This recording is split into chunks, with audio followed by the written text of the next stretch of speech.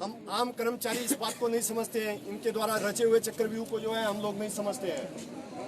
मेरे पास एक office order है, इनकी करनी का थोड़ा थोड़ा सूक्ष्म रूप से बताऊंगा, पूरा पढ़ूंगा तो फिर बड़ा दिक्कत हो जाएगी।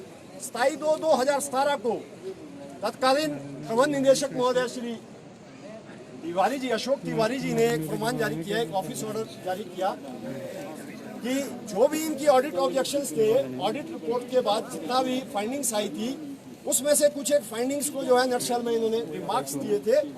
1,13,794 रुपए की रिकवरी जो है 12 जो है इक्वल इंस्टॉलमेंट में जो है उक्त अधिकारी से रिसीव की जाए। तो इन्होंने ऐसा तांता बुना कि अधिकारी जो है IRDP से नीचे है, वो दे नहीं सकते हैं, इसलिए इसको वेव ऑफ किया जाए। मैं पूछना चाहता हूं, ऐसी कौन सी अथॉरिटी है जो पब्लिक फंड को मिस यूटिलाइज करने के बाद जो है उसको राइट ऑफ करने का अधिकार रखती है? Even though the President of India cannot dare to write off the misutilisation of the public fund. यह स्पष्ट रूप से कहा है मेरे साथी ने, मेरे वरिष्ठ साथी ने, श्री हरदयाल सिंह जी ने कहा कि माननीय प्रधानमंत्री महोदय की जीरो टॉलरेंस की जो पॉलिसी है, उसके तहत जो है सबसे पहला फॉर्मूला यहाँ पे इंप्लीमेंट किया जाए। मैंने कल भी अपने भाषण में कहा था कि FR 56J क्लॉज को जो है परिवहन निगम में इंप्लीमेंट करते हुए जो है अपने सार्थक उसका निर्णयों का जो है परिचय दे। सरकार हमें सामना करना पड़ रहा है, उससे जो है हमें निजात दिलाए और इनको जो है तुरंत प्रभाव से जबरदस्ती रिटायर किया जाए।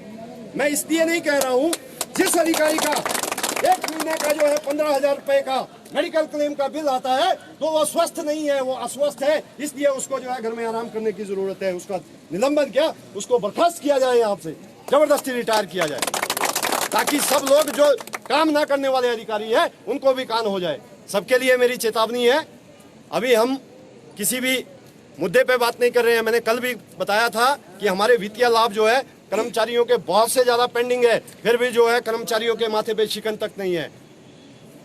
प्रबंधन इस बात को सत्ते में ना ले कि जो परिपाटी इन्होंने बनाई है कि 10 तारीख के बाद हम कोशिश करेंगे आपको पगार देने के लिए, उसमें 15 होती है, 20 होती है, ये रटा रटाया भाषण नहीं चलेगा। हमने आपको मंडे तक की डेडलाइन दी है, मंडे के बाद अगर हमारे कर्मचारियों का तनख्वाह नहीं दी जाती है तो आप लोग अंजाम भुगतने के लिए तैयार रहेंगे।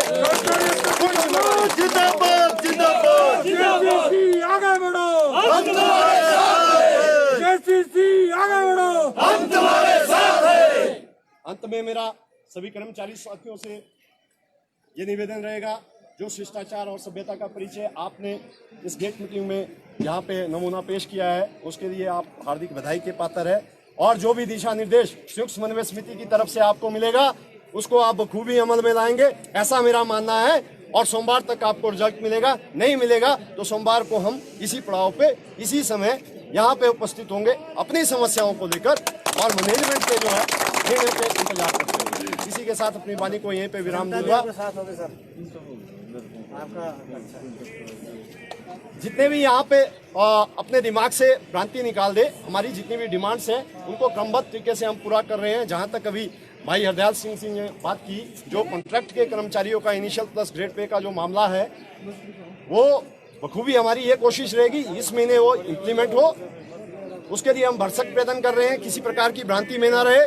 जो इन्होंने यहाँ पे फॉर्मूला इम्प्लीमेंट किया है वो शायद तमिलनाडु की यूनिवर्सिटी से लाए होंगे, मैंने कल भी उसमें डिटेल में डिस्कशन किया था। वैसा फॉर्मूला नहीं चलेगा, यहाँ चलेगा हमारे वाला फॉर्मूला जो प्रदेश सरकार ने जो है कॉन्ट्रैक्ट के कर्मचारियों के लिए तय किया हुआ है। और रही बात पीस मिल को कन्वर्ट करने की, तो पीस मिल के लिए जो है इन्होंने अपने आप अपने हाथ काट के दे दिए हैं कि हमारे पीस मिल के कर्मचारियों को अपने घर में काम कर रहे हैं। उससे बड़ा साक्ष्य कुछ नहीं हो सकता है, ये हमारे कर्मचारी साथी है। और जल्द से जल्द जो है इनको जो है हम कॉन्ट्रैक्ट में कन्वर्ट करने की और कॉन्ट्रैक्ट से जो रेगुलर होने वाली जितनी भी प्रक्रिया है उसको शीघ्र अतिशीघ्र पूरा करेंगे। इसी के साथ मैं अपनी वाणी को यहीं पे विराम दूंगा। धन्यवाद। जय हिंद, जय भारत, जय हिंद। जैसे लगता है उसको डे टू डेट क्यों नहीं रेगुलर करते हैं? 6 महीने क्यों? विजुअल बन जाएंगे हमारे लाइव।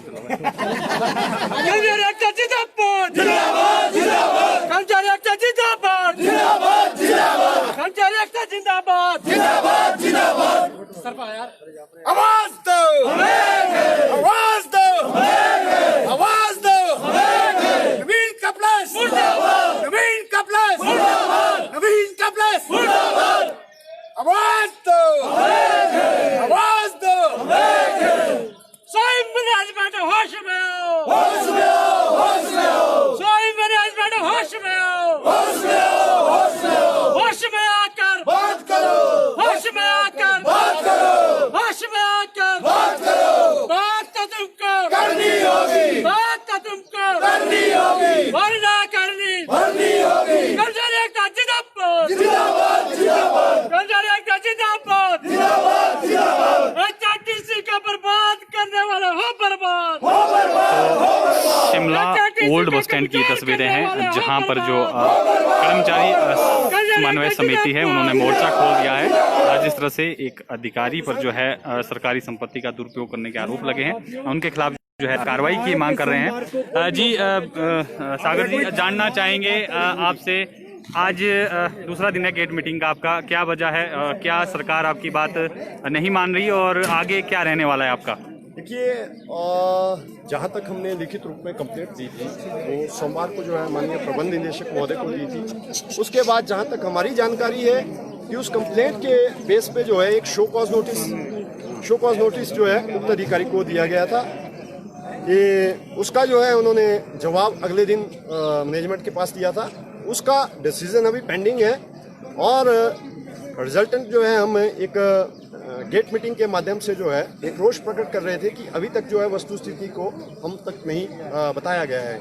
अभी जैसे ही आज हमारी गेट मीटिंग स्टार्ट हुई तो माननीय प्रबंध निदेशक महोदय ने हमें जो है कॉल करके बुलाया कि हम we are taking action according to rule, as per law जो है उस पर बिल्कुल जो भी एक्शन बनता है उसको दिया जाएगा।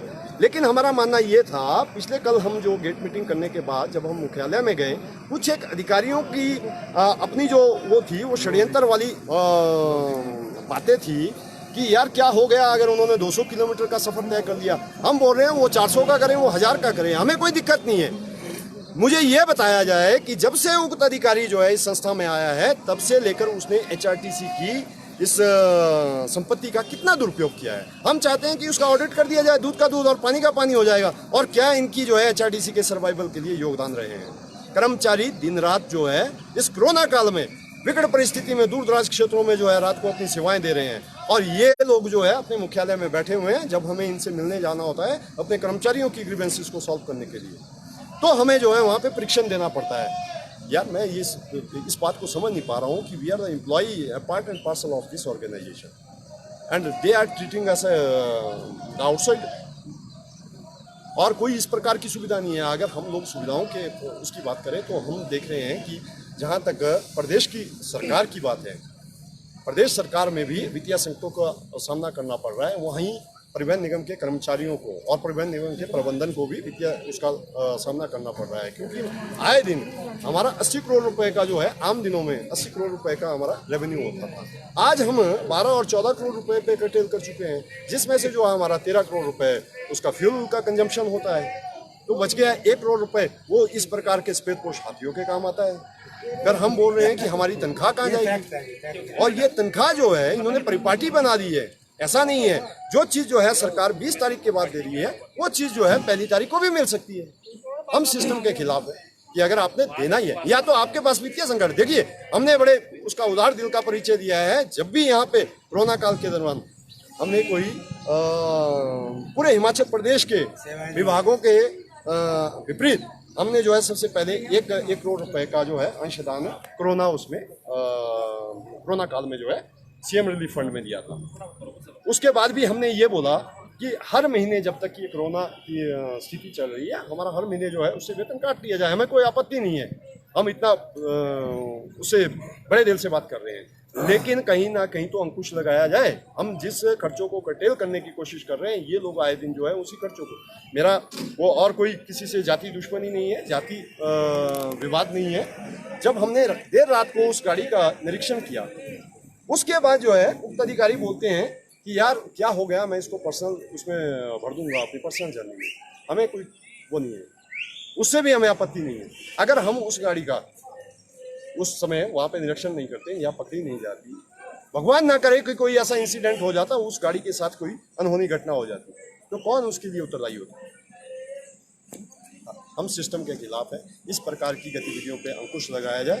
प्रदेश के परिवहन मंत्री माननीय विक्रम सिंह ठाकुर जी से भी मेरा ये अनुरोध रहेगा कि तुरंत जो है इस पे कार्रवाई अमल में लाई जाए। इसी के साथ हम अपनी इस स्टेट मीटिंग को यहीं पे विराम देंगे। अन्यथा सोमवार से, जैसा ही मैंने अपने उद्बोधन में कहा था कि सोमवार से हम पूरे प्रदेश भर में जो है इस प्रकार की प्रोग्राम को आगे चालू करेंगे अगर कोई एक्शन नहीं होता। Thank you. तो जिस तरह से आपने इनको सुना, इनका साफ तौर पर कहना है कि अगर सरकार ने जो है अधिकारी के खिलाफ कोई कार्रवाई नहीं अमल में लाई तो सोमवार से पूरे प्रदेश भर में इसी तरह का जो धरने प्रदर्शन है और जो सरकार के खिलाफ मोर्चा है वो खोला जाएगा, ताकि क्योंकि वित्तीय संकट जो है प्रदेश में चल रहा है और कोरोना काल में अगर इस तरह से कोई अधिकारी सरकारी संपत्ति का निजी उपयोग करता है तो वो कहीं ना कहीं प्रदेश को चपत लगाने वाली जो है वो बात होगी। साफ तौर पर इनका ये कहना था। तो फिलहाल के लिए इतना ही। आप बने रहें पंजाब केसरी हिमाचल के साथ।